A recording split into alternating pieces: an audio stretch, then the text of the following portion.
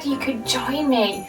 You know, one of the things that I really love on a cold but dry winter's night in December is to sit outside with a hot drink and a good book and to look at the stars all around me.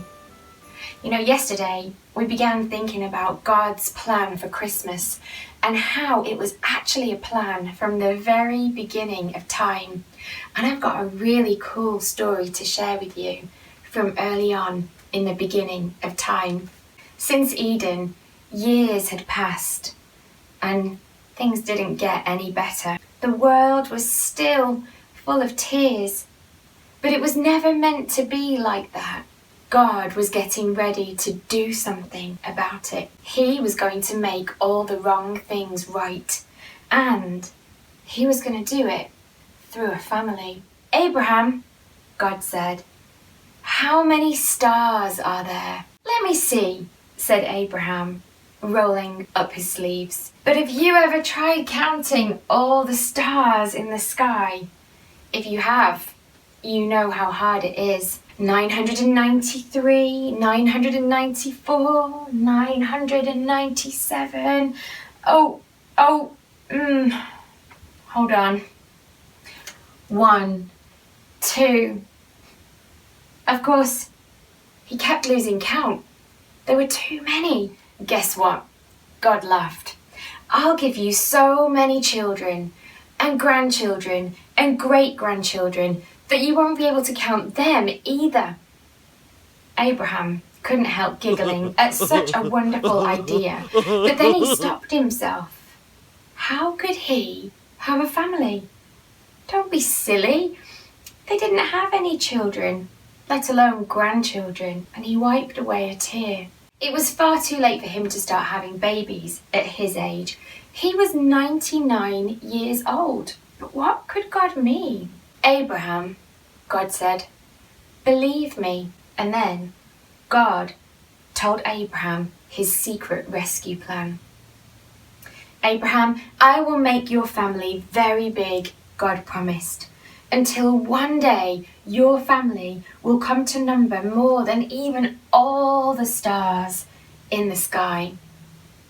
Abraham looked up at the dark night sky, thick with stars.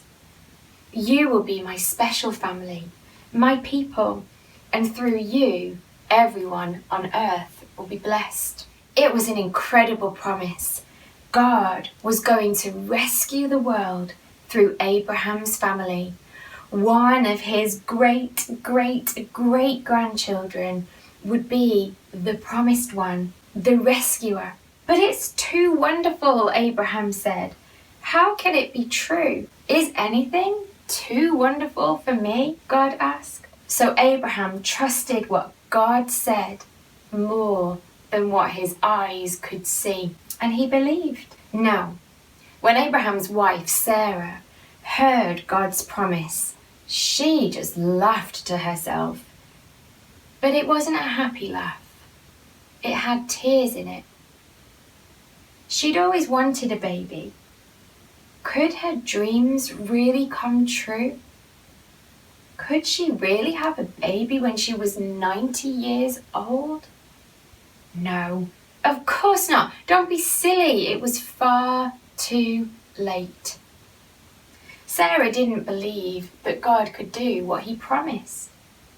She'd forgotten that when God says something, it's as good as done.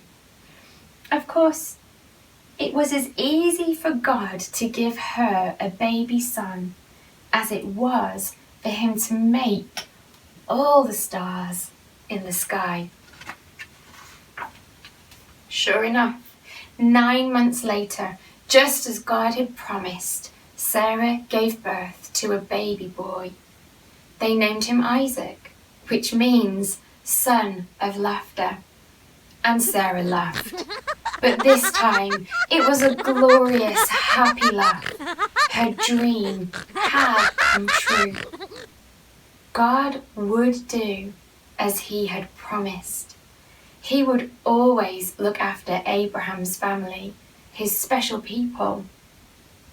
And one day, God would send another baby, a baby promised to a girl who didn't even have a husband. But this baby would bring laughter to the whole world. This baby would be everyone's dream come true. And that is why Christmas is so amazing, because we see the truth of God's promise fulfilled in the birth of Jesus, the one who came to save us, the one who came to show us the way to the Father. How cool is that? I just love Christmas, and I love hot drinks on a cold, starry night. I'm so glad you could join me tonight, and we have just about enough time for a fun music quiz.